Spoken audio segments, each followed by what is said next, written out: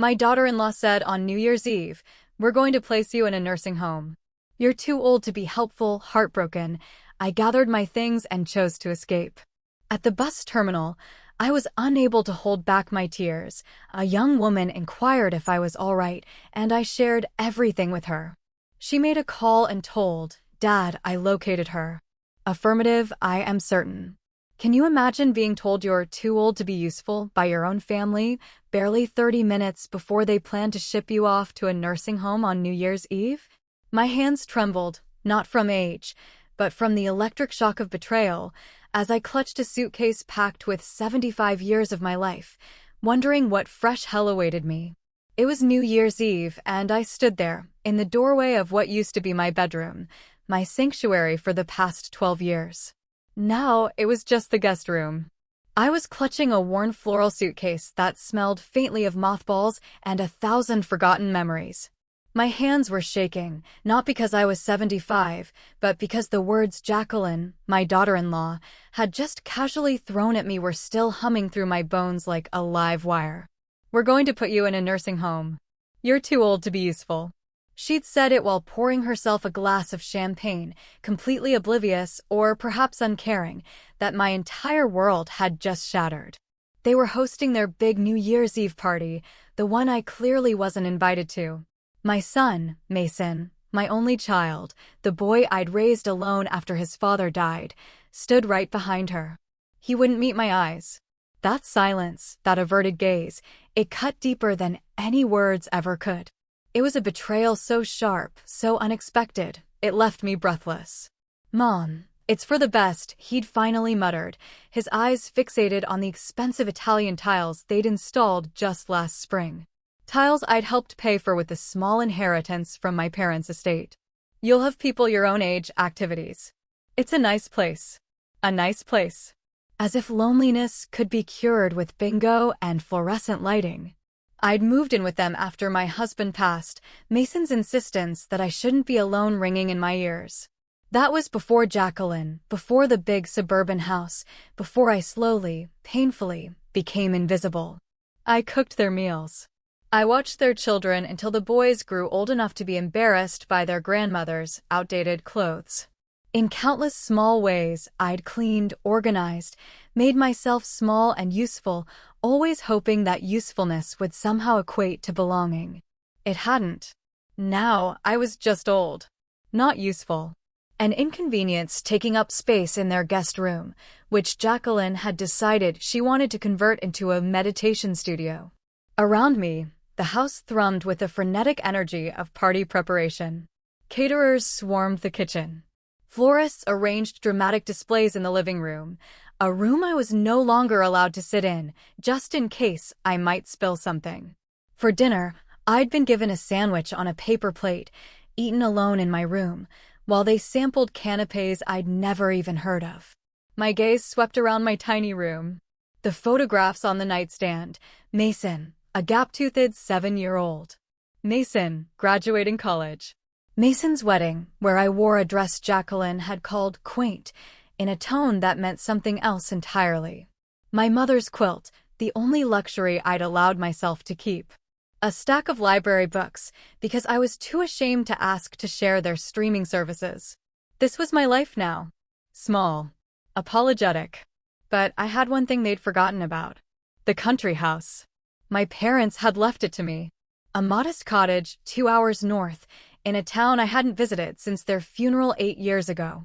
It was old, probably falling apart, but it was mine. Mason didn't even know about it because I'd never mentioned it. Some deep instinct, even then, told me to keep one thing sacred, one thing that couldn't be taken, or converted, or meditated in. An hour ago, standing in the kitchen doorway, watching Jacqueline laugh with her friends while pointing at paint swatches for my new studio, I'd made a decision. I wasn't going to any nursing home. I was leaving tonight, before they could make the arrangements, sign the papers, dispose of me like outdated furniture. My savings were modest. About $3,000 I'd managed to squirrel away in an account they didn't know about, built from birthday checks from my late sister and the few dollars I could hide from my Social Security before Mason helped me manage the rest. It was enough to get me started. It had to be. I packed quickly, taking only what I could carry. Clothes, toiletries, my mother's quilt, those precious photographs, and a small wooden box containing my wedding ring, some old letters, and the last birthday card my husband had given me before the heart attack took him. Everything else could stay. Let Jacqueline have it all. The hardest part was writing the note. I sat at the small desk by the window, listening to champagne corks popping downstairs, and tried to find words that weren't bitter. I failed. I won't be a burden anymore. Don't look for me. I hope your party is everything you wanted. I left it on the bed and walked out while they were all in the backyard, admiring the fireworks setup. No one noticed me slip through the front door. But then again, no one had really noticed me for months. The bus station was eerily empty on New Year's Eve. Most people were home with family. Real family, the kind that actually wanted you there. I sat on a plastic chair bolted to the floor, my suitcase at my feet, and checked the schedule. One bus left for Millbrook at 10:47 p.m. It was 9:15 now. The fluorescent lights buzzed overhead, making everything look sickly and surreal. A tired-looking man slept across 3 chairs near the vending machines. A young couple argued in whispered Spanish by the ticket counter. And I sat alone, watching the minutes tick by on the digital clock, each one taking me further from the life I'd known. That's when the tears came. Not quiet, dignified tears. No, these were great, heaving sobs that shook my whole body. The kind that come from somewhere deeper than sadness, from loss, from rejection, from the terrible, crushing understanding that the people you'd sacrificed everything for could look at you and see only inconvenience. That your son, your baby, the child you'd held through nightmares and nursed through fevers, could stand silent while his wife erased you. I tried to muffle the sounds with my hand, ashamed even now, even here, to take up space with my grief. "Ma'am, are you okay?" I looked up, tears blurring my vision, and saw a young woman crouching in front of me. She was maybe 30, with kind eyes and dark hair pulled back in a ponytail. She wore scrubs under her winter coat, a nurse, maybe, or a medical technician. "I'm fine," I managed. The automatic lie everyone expects. It's been a difficult day." She didn't move. "You don't look fine. Can I call someone for you?" "Family?" The word family made me laugh. A broken sound that scared us both. No family. Not anymore." She sat down in the chair beside me. Her presence was unexpected and oddly comforting. "I'm Debbie. I'm a good listener if you want to talk, and I've got time. My bus doesn't leave until 11. Maybe it was her kindness. Maybe it was the accumulated loneliness of months, years of being invisible. Maybe it was because she was a stranger, and strangers were safe. You could tell them the truth because you'd never see them again. Whatever the reason, I found myself talking. I told her everything. Mason and Jacqueline. The nursing home announcement. The New Year's Eve party I wasn't invited to. The guest room I'd lived in like a ghost. The meals eaten alone. The gradual erasure of my presence until I became background noise in my own son's life. I told her about the country house, about running away at 75 because it was better than being put away like a broken appliance. I told her about the note I'd left and the $3,000 that was supposed to be my new beginning. She listened without interrupting, her hand finding mine and holding it tight. When I finished, she pulled out her phone. "I need to make a call. Is that okay?" I nodded, too emptied out to be curious. She walked a few steps away, her voice low but urgent. I caught fragments. "Found her." "Yes, I'm absolutely sure." "The bus station." "Dad, you need to come now." She returned and sat back down, still holding my hand. "Help is coming." "I promise." "Just wait with me, okay?" "I don't understand," I said, confusion cutting through the numbness. "You will," she smiled. And there was something in that smile. Recognition. Wonder. Certainty. "Mrs. Baker, do you remember teaching kindergarten?" "A long time ago." The question was so unexpected that I almost didn't answer. Yes, I taught for 37 years before I retired." "Why? Did you ever have a student named Dale?" "Dale Martinez." The name stirred something in my memory. Dust motes dancing in sunlight. Dale. There were so many children. He was the boy whose parents were immigrants. The one who came to school in shoes that were too small, with holes in his clothes. And then I remembered. A small boy with enormous dark eyes and a hunger for learning that had broken my heart. His parents worked 3 jobs between them, trying to build a life in a new country. They were proud people who wouldn't accept charity. But their son needed clothes, needed shoes, needed supplies. So I bought them myself. Not much. I was a teacher, not wealthy, but enough. Shoes that fit. A warm winter coat from the thrift store. Notebooks and pencils. I'd told Dale they were extras, donations from other families, because I knew his parents' pride wouldn't allow direct help. I'd done it because it needed doing. Because a child shouldn't suffer for circumstances beyond his control. I'd never told anyone. Never thought of it as anything special. It was just what you did. What you were supposed to do. You remember, Debbie said softly, watching my face. I remember Dale. Such a bright boy.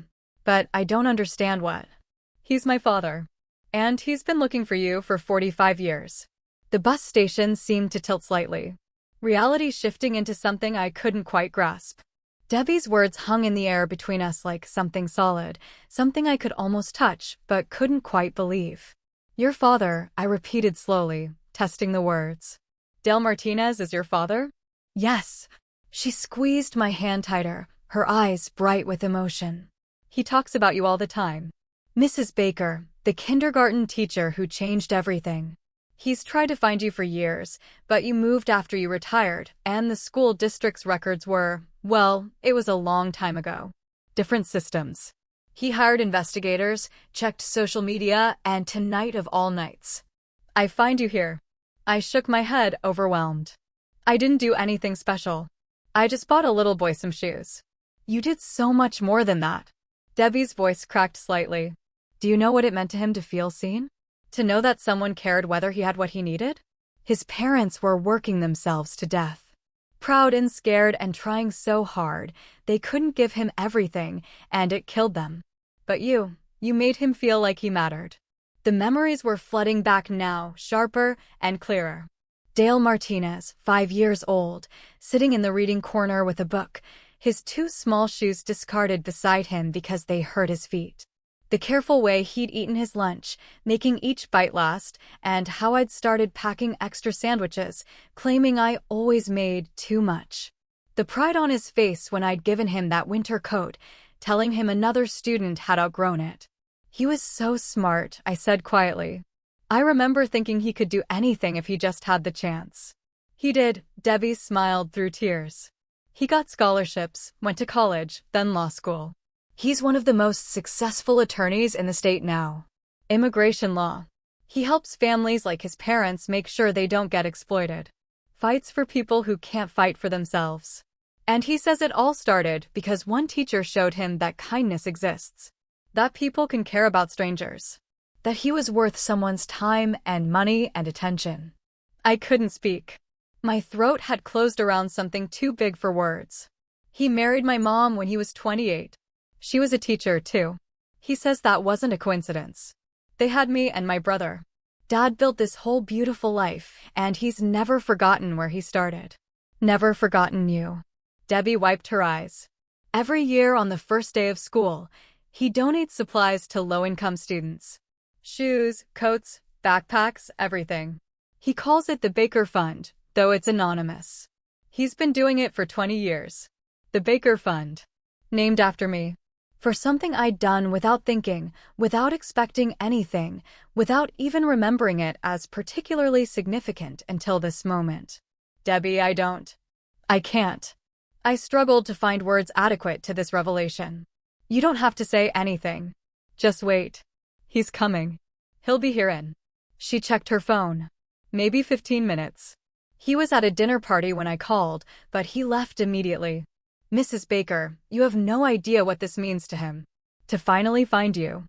We sat in silence for a moment. The bus station's harsh lighting suddenly felt less hostile, more like a stage where something important was unfolding. The sleeping man still snored across his chairs. The couple had stopped arguing and were now embracing. The clock ticked toward 10. How did you recognize me? I asked finally. You weren't even born when I taught your father. The photos. Debbie pulled out her phone and showed me the screen. Dad has pictures of his kindergarten class. He got copies from the school years ago, before they purged the old records. He's shown them to us 100 times, telling stories about each teacher, but especially you. He described you so many times. Your kindness, your smile, the way you wore your hair. And when I saw you sitting here crying, something just clicked. The age was right. And there was something about your face. I know it sounds crazy, but I just knew I had to ask. I stared at the photo on her phone. A classroom from 1980. Children arranged in rows. And there I was, 45 years younger, my hair dark instead of white, my face unlined, standing behind a group of 5-year-olds with my hands on the shoulders of 2 children in the front row. I remembered that day. Remembered the photographer's instructions. Remembered thinking how lucky I was to work with children, to be part of their beginning. One of those children had remembered me. Had carried me forward through decades. Had built something beautiful partially because of shoes I'd bought at Payless for $19. I need to tell you something, Debbie said, her voice dropping lower. Dad's protective. Really protective. When I told him what happened to you tonight, what your son and daughter-in-law did, he was furious. I've never heard him that angry. A small flutter of anxiety moved through my chest. I don't want to cause trouble. I just want to go to my parents' house, to be left alone. Mrs. Baker, you deserve so much more than to be left alone. Debbie's jaw set in a way that reminded me suddenly, powerfully, of the determined little boy I'd once known. What they did to you is wrong. Legally wrong, potentially. Morally wrong, absolutely. And my father, well, he's a lawyer. A very good one. He helps people who've been treated unjustly. I don't want revenge, I said quickly. I just want peace. There's a difference between revenge and justice. Debbie looked toward the station entrance. And there's a difference between being left alone and being taken care of. You gave my father a chance when he needed it most. Please let him return the favor. Before I could respond, the station doors opened, and a man strode through them with a kind of purposeful energy that made people instinctively move aside. He was tall, well-dressed in a dark suit that probably cost more than I'd spent on clothes in the past 5 years. His hair was graying at the temples, but his face still held echoes of the child I'd once known. His eyes scanned the station and locked onto me. For a moment, we just stared at each other across the dingy space. Then he was walking toward me, and I was standing without meaning to, and the years were collapsing into nothing. Mrs. Baker, he said, and his voice broke on my name. It's really you, Dale, I whispered. Little Dale Martinez. Not so little anymore, he smiled. And there it was. The same sweet smile that used to light up when he understood a new word or finished a puzzle. But yes, it's me. He stood before me, this successful man in his expensive suit. And I saw the 5-year-old boy overlaid on his features like a ghost. The same eyes, the same earnest expression, the same hunger to connect. I can't believe Debbie found you, he said. After all these years of looking, and here you are at a bus station on New Year's Eve, running away from people who should have treasured you. The words coming from him, from this child I'd once helped, broke something open inside me. Fresh tears spilled down my cheeks. Oh, Mrs. Baker. He stepped forward, and with infinite gentleness, hugged me. You don't run anymore. Not from this. Debbie told me everything. Your son, his wife, the nursing home threat, the note you left, all of it. I pulled back, embarrassed. I'm sorry she bothered you with my problems. I'm just a foolish old woman who, stop. The word was firm but kind. You are not foolish. You are not a bother. You are the woman who changed my entire life, and I've been searching for you so I could thank you properly. He reached into his jacket and pulled out a business card, pressing it into my hand. This is who I am now because of who you were then. I looked at the card. Heavy cardstock, embossed lettering, Dale R. Martinez, Senior Partner. Martinez and Associates, Immigration and Family Law. I remember you, I said softly. I remember the little boy who loved books, who always tried so hard, who never complained even when I could see his shoes hurt his feet. You saw me, Dale said simply. In a world that wanted to ignore my family, that wanted us invisible. You saw me. You spent your own money I know you didn't have extra of, because teachers never do, to make sure I had what I needed. Do you know what that taught me? I shook my head, unable to speak. That I mattered. That strangers could be kind. That the world wasn't just a harsh place where you survived alone. You taught me that helping people wasn't weakness or stupidity. It was strength. It was what separated us from animals. You planted a seed, Mrs. Baker, and it grew into everything I am. Debbie moved beside her father, creating a united front. We're not letting you get on that bus to hide in some falling-down country house. We're not letting you disappear because your son is too blind to see what he's throwing away. I don't want to impose, I started, but Dale cut me off. Impose? He laughed, but there was steel underneath it. Mrs. Baker, I'm a millionaire attorney. I have resources you can't imagine. I have connections. I have power. And I'm about to use all of it. Something in his tone sent a shiver through me. Not fear exactly, but anticipation. What do you mean? He looked at me with an expression I couldn't quite read. Part determination, part righteous anger, part protective love. I mean your family is about to find out what happens when you discard someone I love. Someone who matters. Someone who changed the entire trajectory of my life with simple kindness. Dale, I don't want trouble. I just want peace. I know, he squeezed my shoulder gently. And you'll have it. But first, we're going to make sure you're protected. Make sure you have options. Make sure you never have to run away in the middle of the night again because you're afraid of being warehoused somewhere against your will. I have my parents' house, I offered weakly.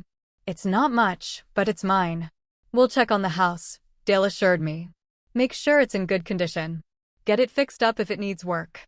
But tonight, you're coming home with us. Debbie's mother has been preparing the guest room since Debbie called. We have space. We have resources. And we have 45 years of gratitude to repay. I couldn't possibly, you can. You will. He smiled, and it transformed his whole face from intimidating attorney to the kind boy I once knew. Please, Mrs. Baker. Let me do this. Let me show you what became of the seeds you planted. Let me give you what you gave me all those years ago.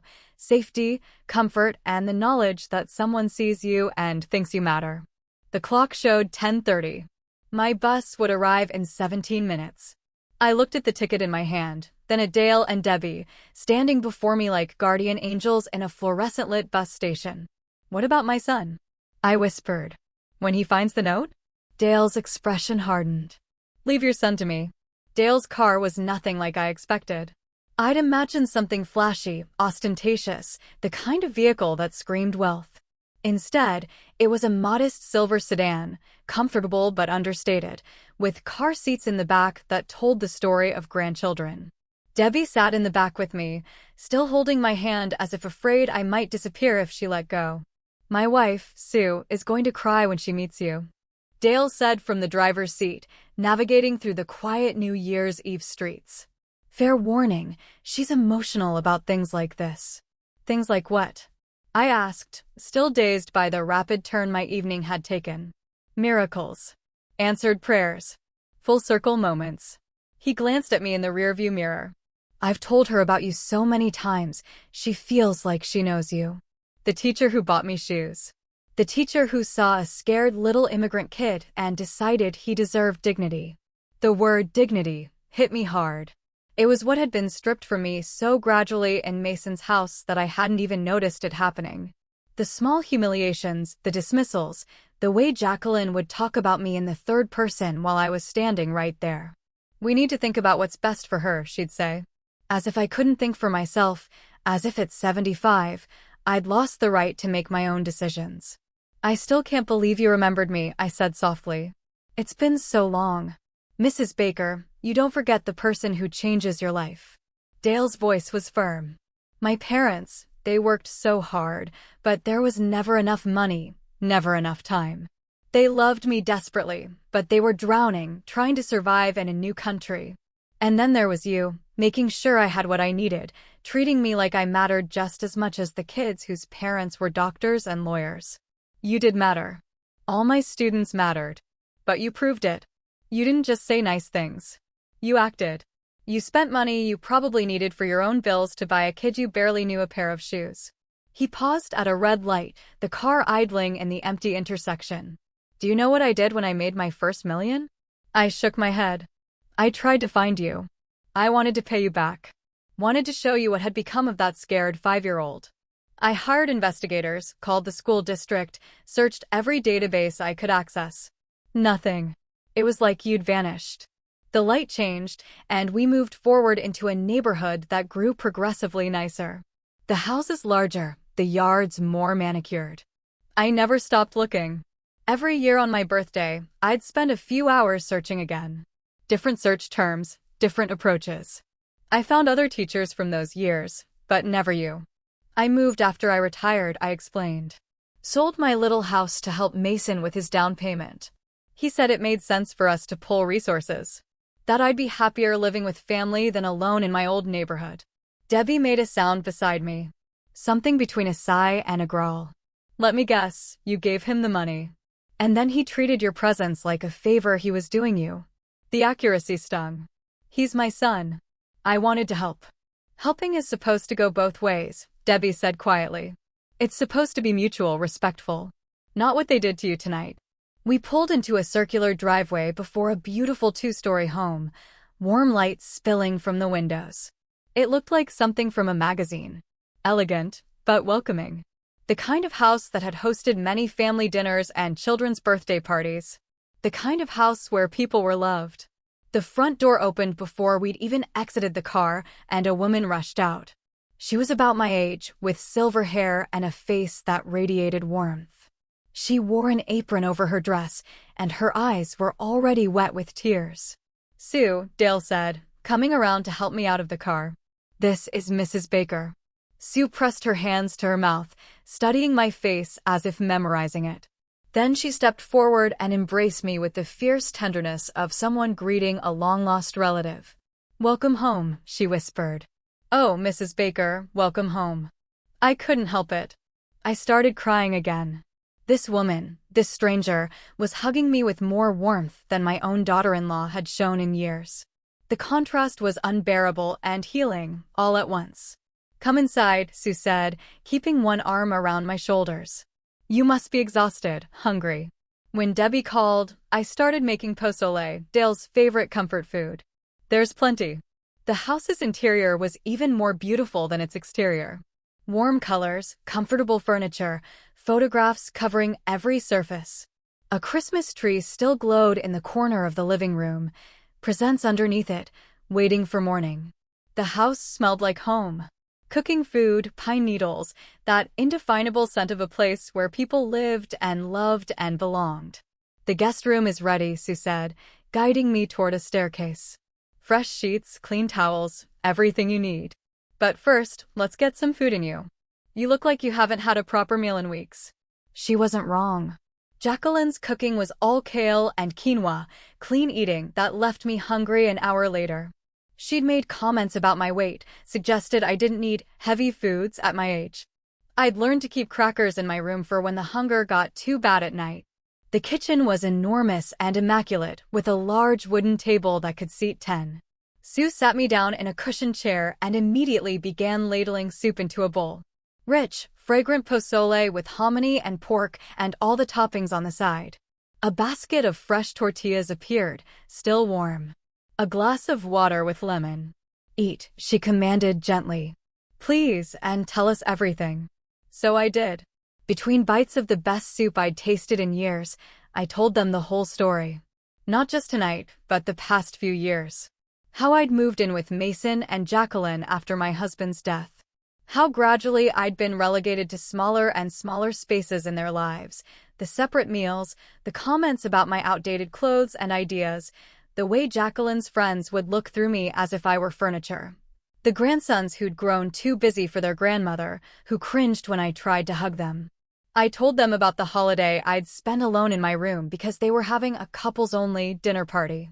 About the time Jacqueline had thrown away my favorite cardigan because it was ratty, even though my mother had knitted it.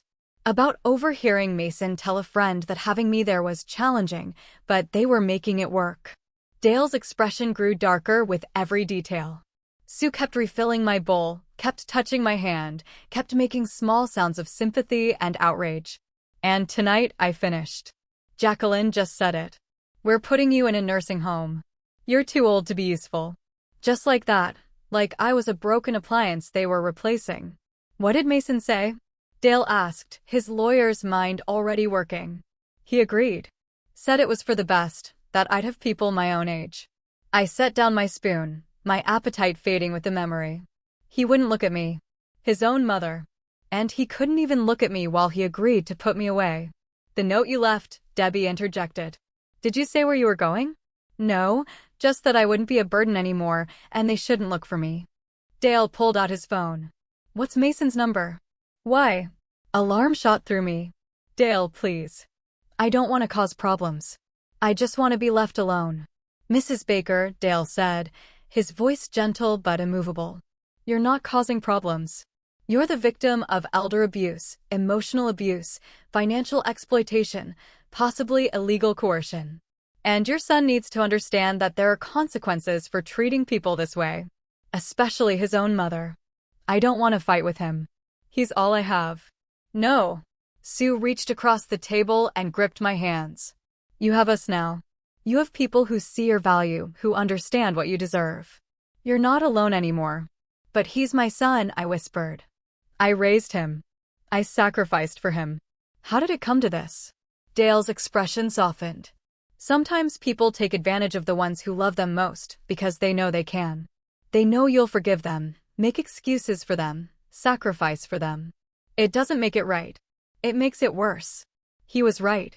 And I knew it. I'd been making excuses for Mason for years. Asterisk, he's busy. He's stressed. Jacqueline is demanding. The boys take up all his time. Asterisk, every slight, every dismissal, every moment of invisibility. I'd explained it away because the alternative was too painful to accept. My son didn't value me.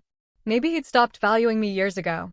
So gradually, I hadn't noticed until I was completely erased. I need to check on the house first, I said, trying to regain some control over the situation. My parents' place. It's been empty for 8 years. It's probably falling apart. We'll send someone tomorrow, Dale assured me. I have contractors I trust. They'll assess the damage, give us an estimate for repairs. If you want to eventually live there, we'll make it habitable. If not, we'll help you sell it. Either way, you have options. Options? When was the last time I'd had options? Tonight, Sue said firmly. You rest. You've been through a trauma. Tomorrow we start figuring out the next steps. But tonight you sleep in a comfortable bed in a house where you're wanted. Debbie had been quiet, but now she spoke up. Mom's right. And Mrs. Baker, my kids are going to be here tomorrow morning. They're 7 and 9, and they're going to want to meet their grandpa's hero. Be prepared for questions and hugs, and probably requests for stories about what their grandfather was like as a kid. The image made me smile despite everything. Children. I'd always loved children, had spent my whole career with them. Mason's boys had outgrown needing me. But maybe these grandchildren I'd never met might still have room in their lives for an old woman's stories. I'd like that, I admitted. It's settled then. Dale stood. Sue, why don't you show Mrs. Baker to her room? Debbie and I need to make some calls. Calls? I asked nervously. It's almost 11 on New Year's Eve. Mrs. Baker, Dale said, and his smile was sharp. One advantage of being a successful attorney is that people answer when I call, regardless of the hour. Your son left you a note in crisis on New Year's Eve. I think he can handle a phone call. What are you going to do? Right now? Just let him know you're safe. That you're with friends. That running away in tears because your family discarded you is not a situation that's going to be ignored or swept under the rug. His expression hardened. And then, first thing Monday morning, we're going to have a conversation about elder rights, financial exploitation, and what happens when you try to institutionalize someone without proper legal authority or cause. I don't want to sue my own son, I said desperately. You won't have to. Trust me. Dale's smile was confident. A letter from my law firm on the right letterhead tends to inspire immediate cooperation. Sometimes people need to understand the legal implications of their actions before they reconsider their choices. Sue took my arm gently. Come on, let the lawyers do lawyer things. You need rest. She led me upstairs to a beautiful guest room with a queen bed, soft pillows, and windows that overlooked a garden, even in winter. The room smelled like lavender. A new toothbrush and toiletries waited in the attached bathroom. Clean towels hung on the rack. "If you need anything," Sue said. "Anything at all. Our room is just down the hall. Don't hesitate." After she left, I sat on the edge of the bed, my worn suitcase looking shabby against the room's elegance. Through the floor, I could hear Dale's voice, firm and professional, making his calls. Somewhere across the city, Mason and Jacqueline were probably still at their party. Maybe not even having noticed I was gone yet. Maybe not caring when they did. But here, in this house, with these people who owed me nothing and yet offered everything, I felt something I hadn't felt in years. Safe. I woke to sunlight streaming through unfamiliar windows and, for a disorienting moment, couldn't remember where I was. Then it all came flooding back. The bus station. Debbie. Dale. This beautiful house that had welcomed me when my own family had discarded me. The bedside clock read 8:47 a.m. New Year's Day. I'd slept nearly 10 hours, the deepest sleep I'd had in months.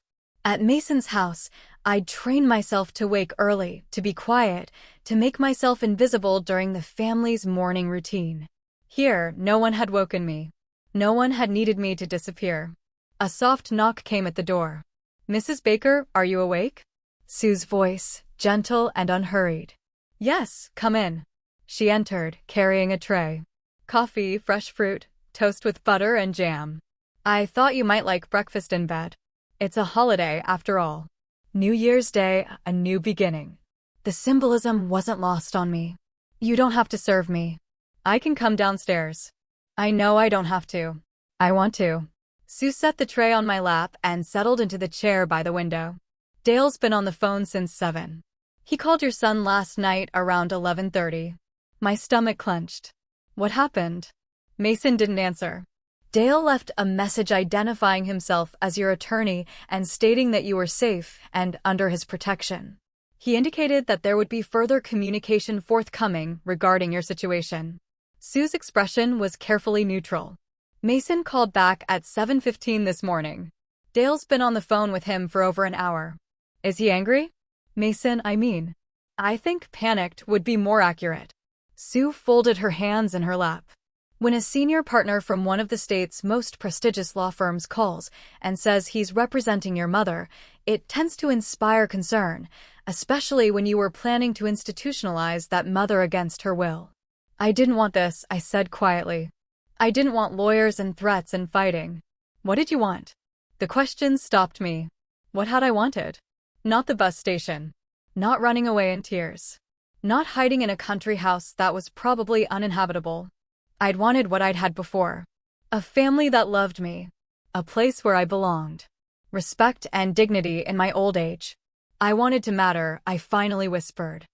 I wanted my son to see me as something other than a burden. "Then that's what we're going to get you." Sue reached over and squeezed my hand. Not through revenge, not through cruelty, but through boundaries and consequences. Sometimes people need to understand what they've lost before they appreciate what they had. Downstairs, I could hear children's voices, excited, high-pitched, asking questions. Debbie's kids, I realized. The grandchildren who wanted to meet their grandfather's kindergarten teacher. "They've been asking about you since they woke up," Sue said with a smile. Debbie told them the story last night before bed. How their pop-pop searched for you for years. How you changed his life with simple kindness. My grandson, Carlos, said, "You must be a superhero." The idea of being anyone's superhero at 75 was absurd and touching in equal measure. "I just bought a little boy some shoes." "You keep saying that like it diminishes what you did." "It doesn't." Sue stood. "Get dressed. Have your breakfast. Come down when you're ready. No rush. This is your home for as long as you need it." After she left, I ate slowly, savoring the good coffee and the fresh strawberries. Through the window, I could see the garden Sue had mentioned, dormant now in winter, but clearly well-tended, with paths and benches and bird feeders. A place designed for peace, for reflection, for life. My phone, which I'd barely charged in weeks, sat on the nightstand. I'd turned it off last night, unable to face whatever messages might come. Now, I powered it on, my heart racing. 17 missed calls. 12 voicemails. 23 text messages. Most were from Mason. The earliest ones, timestamped around midnight, were confused. "Mom, where are you? Your note wasn't clear." Then concerned, "Mom, please call. We need to talk about this." Then, after Dale's call, panicked, "Mom, who is this lawyer? What's going on? Call me immediately." Jacqueline had sent exactly 2 messages. "This is very dramatic and unnecessary, and you're embarrassing Mason." Even now, even in crisis, she was thinking about appearances, about embarrassment, not about the 75-year-old woman who'd fled into the night rather than be warehoused in a facility she didn't choose. I didn't respond to any of them. I wasn't ready. Instead, I dressed in the same clothes from yesterday. I hadn't packed much, and made my way downstairs. The house was alive with activity. Dale sat at the kitchen table, still in his pajamas and robe, his phone and laptop in front of him, papers spread across the surface. Debbie was making pancakes while 2 children sat at the counter, swinging their legs and chattering. They saw me first. "Is that her?" the boy asked, his voice awed. "Is that Pop-Pop's teacher?" "That's her," Debbie confirmed. "Mrs. Baker, these are my monsters. Carlos is 9 and Maria is 7. Carlos had Dale's eyes and his earnest expression. Maria had Debbie's smile and an impressive collection of clips in her curly hair. They both scrambled down from their stools and approached me with the unself-conscious curiosity of children. "You're really old," Maria observed. "Maria," Debbie warned, but I laughed. "I really am 75 years old." "Pop-Pop says you're the nicest person he ever met," Carlos said. "He says you saved his life." "I think your Pop-Pop is exaggerating a bit." "He doesn't exaggerate," Carlos said. "Seriously, he's a lawyer. He says lawyers have to tell the truth." Dale looked up from his papers and grinned. "I've created a monster. He quotes me constantly." He stood and came over, kissing the top of my head in a gesture so paternal it made my throat tight. "Good morning, Mrs. Baker. How did you sleep?" "Better than I have in years." "Good. Come sit. We have things to discuss, but first, pancakes. Debbie makes the best pancakes in the Western Hemisphere." I sat, and within minutes, a plate of fluffy pancakes appeared in front of me with real maple syrup and butter. The children peppered me with questions between bites. What was their Pop-Pop like as a little boy? Did he get in trouble? What was his favorite subject? Did I have other students I remembered? I answered them all, watching Dale's face as I shared memories of his younger self, the way he'd helped other children who were struggling, the time he'd found a lost library book and walked 6 blocks out of his way to return it, how he'd always said please and thank you. That careful politeness of a child taught to respect authority. "You taught him well," I told the table at large. "His parents did a wonderful job." "They did," Dale agreed. "And so did you. You were part of that village everyone talks about." He glanced at his watch. "Carlos, Maria, why don't you go play in the family room? I need to talk to Mrs. Baker about grown-up things." The children departed reluctantly, and the atmosphere shifted. Dale pulled out a legal pad covered in notes. "Mason called back 3 times this morning," he began. "I've made it clear that all communication needs to go through me until further notice. He's distressed. I should call him," I said. "He's worried about the legal implications of his actions," Dale corrected gently. "There's a difference. Mrs. Baker, I need to ask you some questions, and I need you to be completely honest with me. This isn't about punishing your son. It's about protecting you and understanding what we're dealing with." I nodded, my appetite fading. "The money from your parents' house sale. How much was it, and where did it go?" "About $65,000. Mason said we'd use it for the down payment on their house. He said it made sense to pull our resources since I'd be living there." "Did he put your name on the deed?" "I don't know. He handled all the paperwork." Dale made a note. "We'll find out." "What about your Social Security?" "It goes into a joint account. Mason set it up. He said it was easier for managing household expenses." "Do you have access to that account? Can you withdraw money when you need it?" I hesitated. "I have a debit card, but Jacqueline monitors the spending." She said I needed to be mindful about purchases, that we were all sharing resources. Did you agree to this arrangement in writing? No. Mason just said it made sense that I shouldn't worry about finances at my age. Dale's jaw tightened. And the nursing home they mentioned. Had you seen it? Did you agree to be evaluated or placed there? No. Jacqueline just announced it last night. Said they'd already found a place, that I was too old to be useful. Did she say this in front of witnesses? Just Mason. He agreed with her. Dale wrote for a long moment. When he looked up, his expression was serious. Mrs. Baker, what I'm about to tell you might be difficult to hear. Based on what you've described, your son and daughter-in-law may have committed several violations of elder law. Potential financial exploitation, given that you contributed significant assets without clear agreement or return. Emotional abuse through isolation and denigration. And attempted unlawful institutionalization. You cannot be placed in a nursing home against your will without a court order, which requires proof that you're unable to care for yourself. The words felt like stones dropping into water, creating ripples I couldn't control. You're saying my son broke the law? I'm saying there are concerning patterns that warrant investigation. But here's what matters most.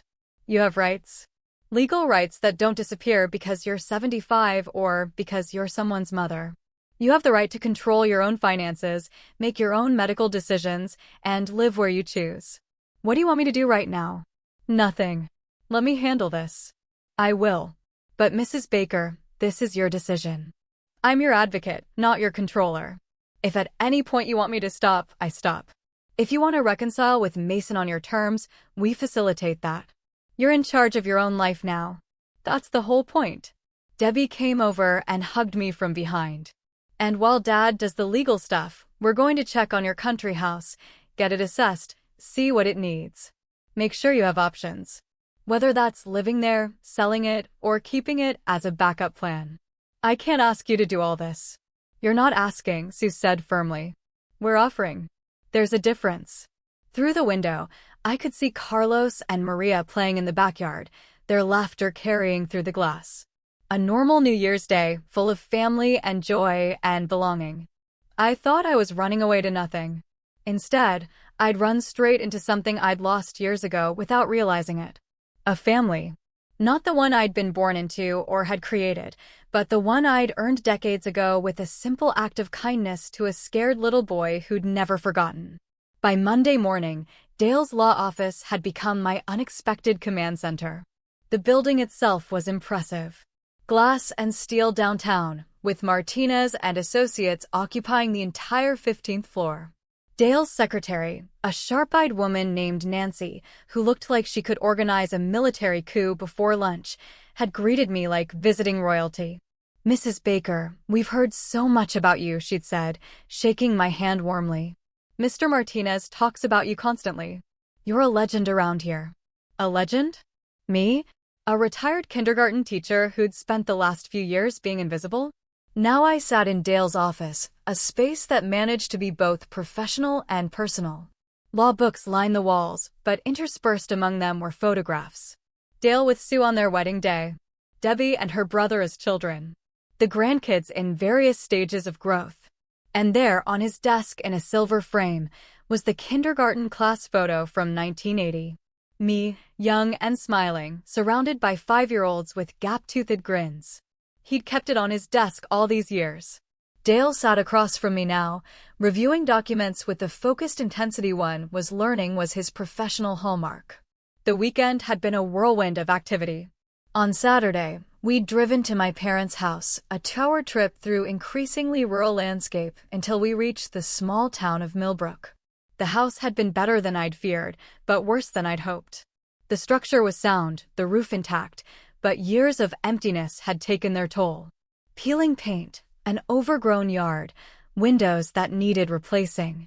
Dale's contractor, a kind man named Tom, who'd arrived within an hour of our call, had walked through with a practiced eye. Solid bones, he'd pronounced. Needs cosmetic work, some electrical updating. New appliances. Maybe $20,000 to make it really nice. $40,000 if you want it perfect. $20,000 I didn't have. But Dale had simply nodded and told Tom to send him an estimate for the full renovation. When I'd protested, he'd held up a hand. Consider it an investment. We fix it up, and then you have options. Live there, rent it out, sell it for a better price. Either way, you're not trapped. He'd smiled. Besides, I owe you at least 40 pairs of shoes worth of renovation. We're barely even. Now, back in his office, he slid a document across the desk. This is the letter going to Mason and Jacqueline today, via certified mail and email.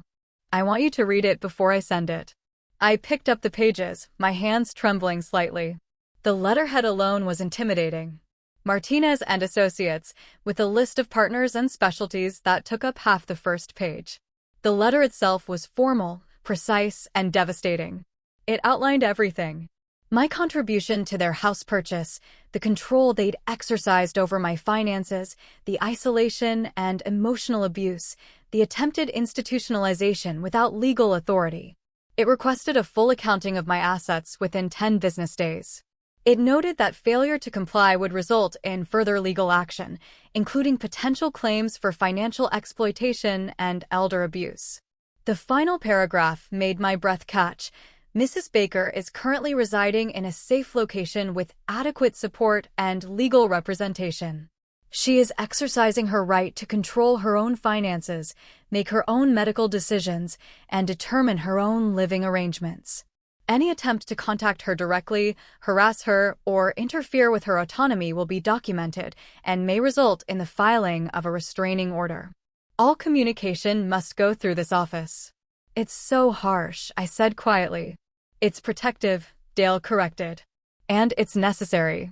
Mason called 17 times this weekend. Jacqueline sent you 12 text messages, each one more manipulative than the last. They need to understand that this isn't a family squabble they can smooth over. This is a legal matter with real consequences.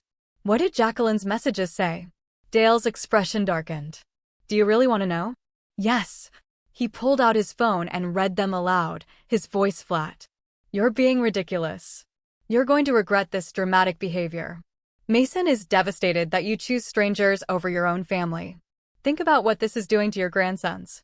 This lawyer is just using you. You're making a fool of yourself. We were trying to help you, and this is how you repay us. Each message was a small knife, designed to cut, to make me doubt, to pull me back into the pattern where I apologized for existing and was grateful for scraps. She's trying to make me feel guilty, I said. Yes. It's a classic manipulation tactic. Make the victim responsible for the abuser's feelings. Dale set down his phone. Mrs. Baker, do you want to respond to her? No, not yet. I straightened my shoulders. Send the letter. He smiled, pride evident in his expression. That's my teacher, the one who taught a scared little boy that he deserved dignity. He pressed a button on his desk phone. Nancy, please send the Martinez letter via all channels. Certified mail, email, and courier service. Right away, Mr. Martinez. The deed was done. There was no taking it back. Now, what happens next? I asked. They'll receive it by this afternoon. They'll panic. They'll probably consult a lawyer who will tell them they're in a precarious position legally.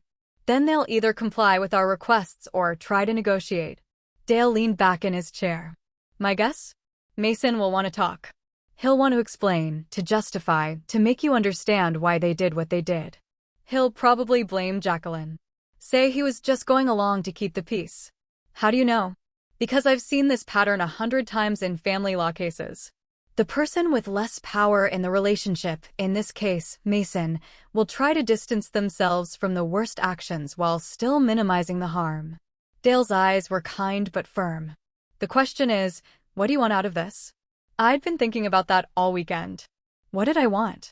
An apology? My money back? My son to suddenly transform into someone who valued me? A relationship that had been broken for years to magically heal? I want to know that I'm safe, I said slowly. That I won't be forced into a nursing home. That I have control over my own life and money. That I'm not dependent on people who see me as a burden. All achievable goals. What about the relationship with Mason? I don't know. Tears pricked my eyes. He's my son. I love him, but I don't know if I can trust him anymore, and I don't know if that can be fixed. It might not be, Dale said gently. Some relationships don't survive betrayal, even when there's love involved, and that's okay. You're allowed to protect yourself, even from your own children. Before I could respond, Nancy's voice came through the intercom. Mr. Martinez, you have a call on line 3. A Mason Turner. He says it's urgent regarding his mother. Dale raised an eyebrow at me. That was faster than I expected. Want me to take it? I nodded, my heart hammering. He pressed the speaker button. This is Dale Martinez. Where is my mother? Mason's voice filled the office, high-pitched with stress. I want to talk to her now. Mr. Turner, as outlined in the letter you'll be receiving today, all communication regarding your mother goes through this office. Mrs. Baker is safe and has chosen not to speak with you at this time. This is insane. You can't keep her from me. I'm her son. I'm not keeping her from you. She's choosing not to engage. There's a difference. Who are you really? What's your angle here? Are you trying to steal her money? Because I can report you to the Bar Association. Mr. Turner. Dale's voice went ice cold. I suggest you stop talking immediately. You're on speakerphone, and you're accusing a senior partner of a major law firm of elder exploitation while simultaneously demonstrating exactly the kind of controlling behavior that necessitated Mrs. Baker seeking legal representation. Would you like to continue making threats, or would you like to have a productive conversation? Silence. Then, in a smaller voice, I just want to talk to my mother. Why? Because she's my mother. Because I'm worried about her, because this whole thing is crazy. She left a note, disappeared, and now there's a lawyer saying we abused her. Did you abuse her, Mr. Turner? No. We were trying to help.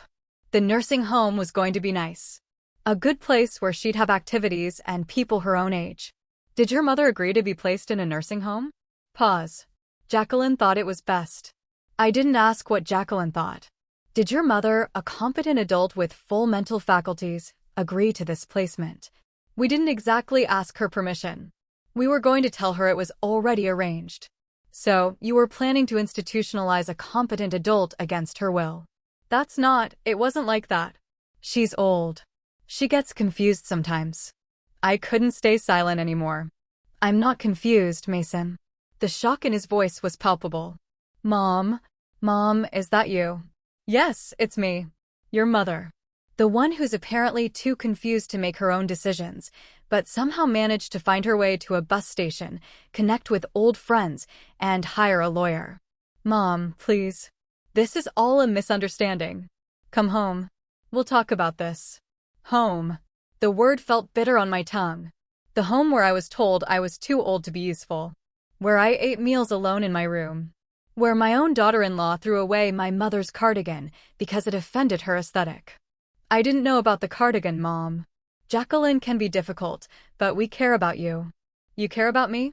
I repeated the words, testing them. When was the last time you asked me how I was doing? Really asked and waited for an answer? When was the last time we had a conversation that wasn't about what I could do for you, or how I could be less inconvenient? That's not fair. Isn't it, Mason? You stood there on New Year's Eve and agreed when your wife said I was too old to be useful. You watched me pack my things, and you didn't stop her. You didn't defend me. You didn't even look at me. His voice cracked. I'm sorry. Okay. I'm sorry. I should have handled it differently. You should have handled it differently? I echoed. That's your apology? Not, I was wrong. Not, I hurt you. Just, I should have handled it differently. Like the problem was your method. Not your entire approach to treating your mother like a burden you needed to dispose of. Mom, please. Mr. Turner. Dale interjected smoothly. This conversation is becoming unproductive. As outlined in the letter, we're requesting a full financial accounting within 10 business days. We need documentation of how Mrs. Baker's money has been used, including the proceeds from her parents' house sale and her Social Security payments. We'll also need to see the deed to your property to verify whether her name was added as agreed. You think I stole from my own mother? I think we need documentation. If everything was handled appropriately, the accounting will show that. If not, I dare say. Dale let the implication hang. This is blackmail. This is law, Mr. Turner. Your mother contributed significant assets to your household with the understanding she'd be cared for. Instead, she was isolated, controlled, and threatened with institutionalization. Now, we're verifying that her financial contributions were handled legally and ethically. That's not blackmail. That's due diligence. I could hear Mason breathing heavily on the other end. When he spoke again, his voice was different. Harder, defensive. Fine. You want an accounting? You'll get an accounting. And when you see that everything was handled properly, when you see that we used her money for household expenses like we agreed, maybe she'll realize she's being manipulated by some lawyer with a savior complex. Mr. Turner, Dale began. But Mason cut him off. No, I'm done.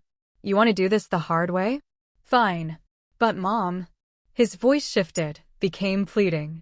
Mom, when you realize this is all a mistake, when you see that we were trying to help you, I hope you'll remember who your real family is.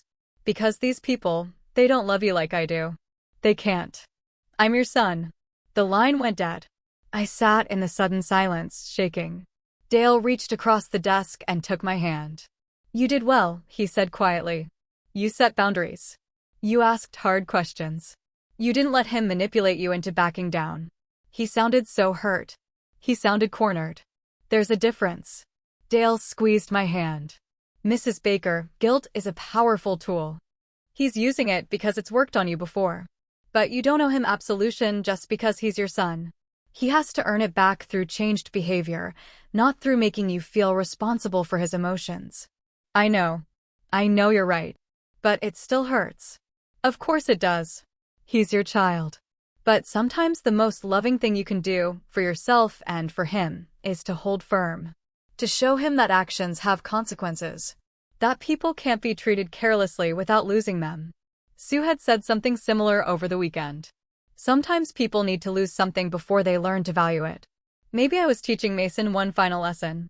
That mothers weren't infinitely patient, infinitely forgiving, infinitely available to be hurt. That even unconditional love had conditions, and he'd crossed them. The question was whether he'd learn it, or whether this was simply the end of a relationship that had been dying for years. Either way, I wasn't going back. Not to that house, not to that life, not to being invisible and apologetic and grateful for neglect disguised as care. I was done disappearing. 3 months had passed since that New Year's Eve, and I was standing in the kitchen of my parents' house, my house now, watching the morning sun stream through new windows. The renovation was complete. Fresh white paint on the walls, refinished hardwood floors, a kitchen with modern appliances that I was still learning to use. The garden had been cleared and replanted, the porch rebuilt, the whole place transformed from a decaying memory into something alive again. Tom, the contractor, had done beautiful work. More than that, he'd been patient with me, explaining choices, asking my opinion, treating the project like it mattered because it mattered to me. Dale had paid for everything despite my protests, calling it 45 years of compound interest on a pair of shoes. I'd moved in 2 weeks ago, and every morning I woke up with the same sense of wonder. This was mine. My space. My choices. My life. No one to ask permission from, no one monitoring my spending or judging my decisions or making me feel like an inconvenient guest in my own existence. The country house had become something I hadn't expected. A sanctuary. A place where I could breathe. I wasn't alone, though. The community of Millbrook had welcomed me with the casual warmth of small towns everywhere. My neighbor, Dorothy, was 82 and had been bringing me baked goods and gossip since the day I'd arrived. The local library needed volunteers, and the director had practically wept with joy when I'd mentioned my teaching background. I was reading to children twice a week now, the same way I had for 37 years, and it felt like coming home. Dale and Sue visited every Sunday, often bringing Debbie and the grandchildren. Carlos and Maria had adopted me as an honorary grandmother, sharing their week's adventures and asking for stories about the old days. They'd started calling me Grandma Baker, and I'd stopped correcting them. My phone buzzed on the counter. A text from Sue, Sunday dinner at 4. Don't forget Dale has news. News that could mean many things. Over the past 3 months, there had been a lot of news. Mason had provided the financial accounting Dale requested. It had revealed exactly what we'd suspected. My $65,000 had gone into the house down payment, but my name had never been added to the deed. My Social Security payments had been deposited into a joint account that I theoretically had access to, but the records showed that 90% of it had been spent on household expenses that primarily benefited Mason and Jacqueline. New furniture for rooms I wasn't allowed in, vacations I wasn't invited on, private school tuition for grandsons who barely acknowledged my existence. Dale had presented all of this in a follow-up letter, along with a proposal. Mason and Jacqueline could either return the full amount of my financial contribution with interest, or we would pursue legal action for elder financial exploitation. They'd had 2 weeks to decide. They'd chosen to pay. $78,000 had been transferred into a new account in my name only, my original contribution, plus conservative interest. It had arrived with no apology, no explanation, just a curt email from their lawyer confirming the transaction. I hadn't heard directly from Mason since that phone call in Dale's office. He'd tried a few times, calls, texts, even a letter delivered through his attorney. All of them variations on the same theme. I was overreacting. They had meant well. I was being influenced by people who didn't really care about me. Wouldn't I please come home so we could work this out as a family? None of them included an actual apology. None of them acknowledged what they'd done wrong, only that I was upset about it. None of them asked what I wanted or needed. Only demanded that I forgive and forget and return to being manageable. I'd responded to the letter, the only communication I'd had with him in 3 months. I'd kept it brief. Mason, I love you. You're my son and nothing will change that. But love doesn't mean accepting mistreatment. When you're ready to truly apologize, not for how you handled things, but for what you did. When you're ready to hear how you hurt me without making excuses or blaming others, I'll be here. Until then, I need space to heal. Mom. I didn't know if he'd understood. I didn't know if he was capable of understanding. Jacqueline had filed for divorce 6 weeks ago, and according to Debbie's discreet inquiries, the split was acrimonious. Mason had moved into an apartment. The big house was on the market. Part of me ached for him.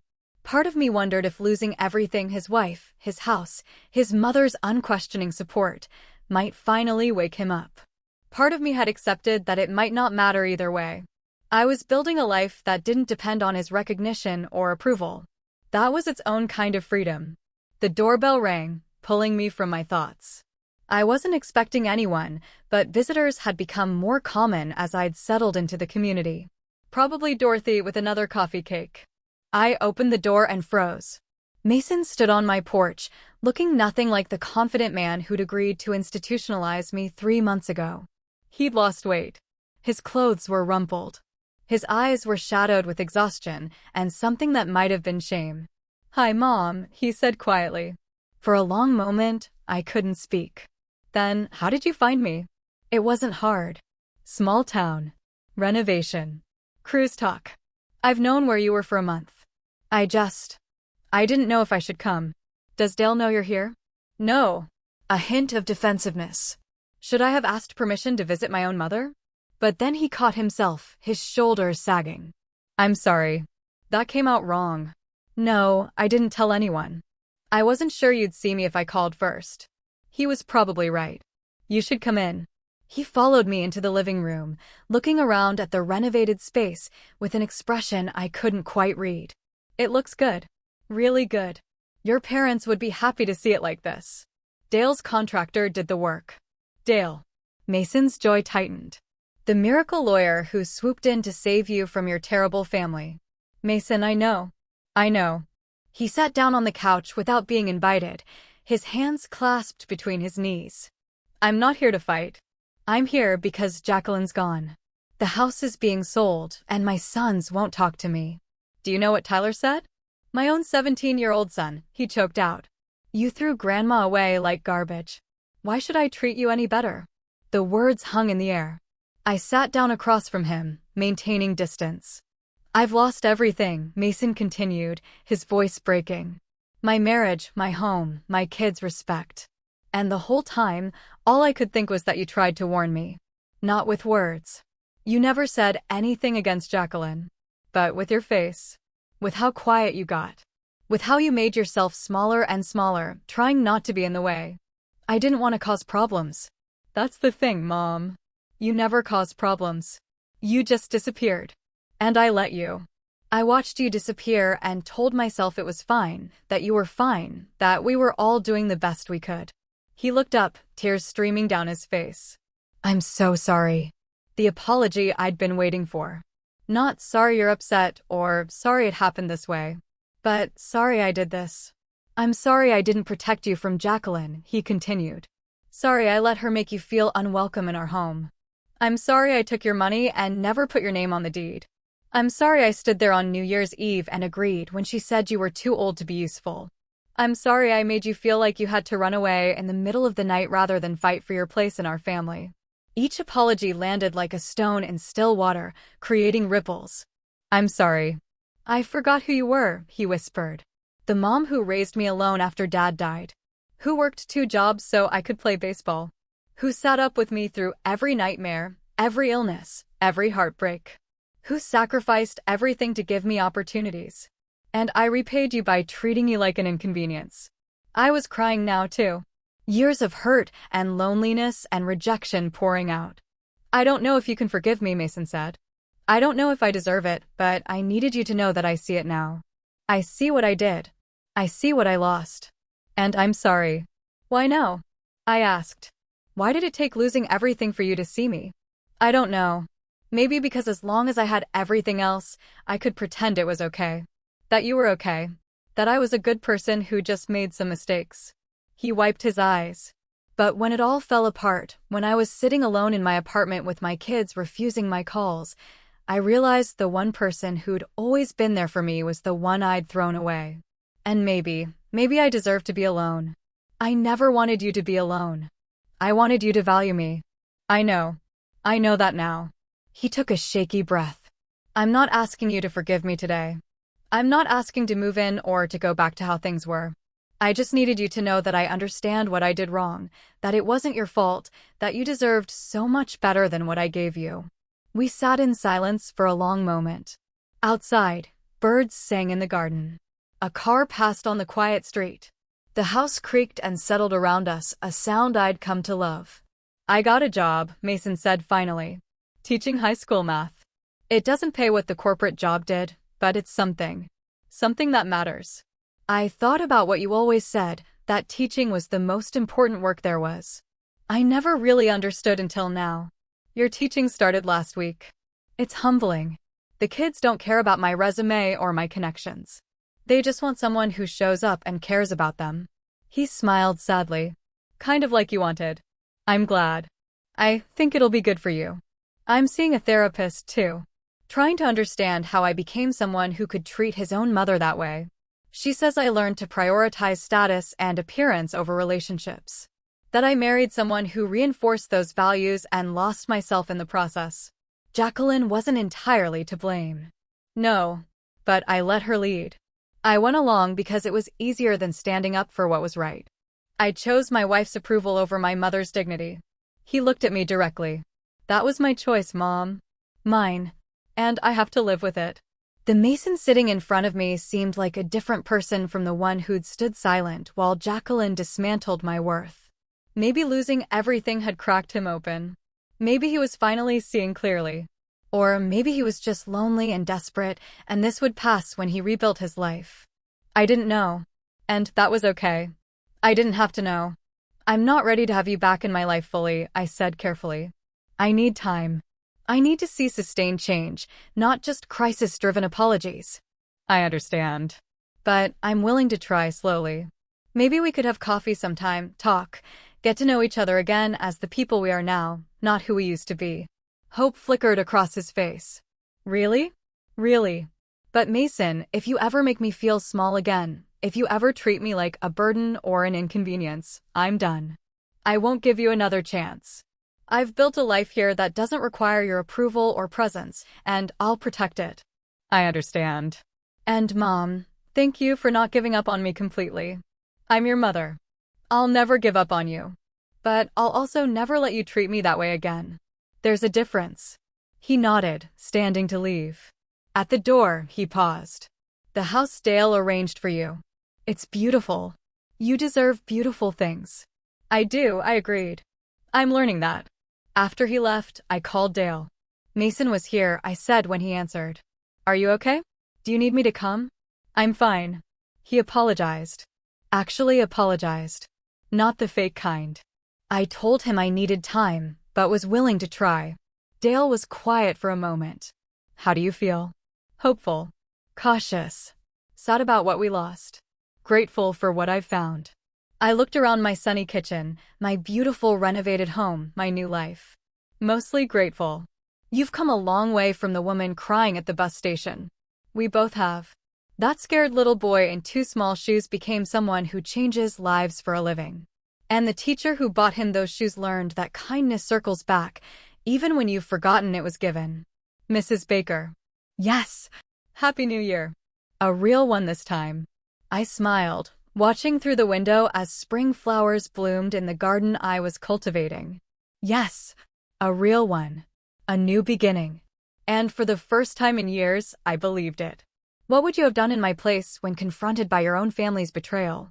Have you ever had a small act of kindness returned to you in unimaginable ways? Tell me what you think, I really want to know.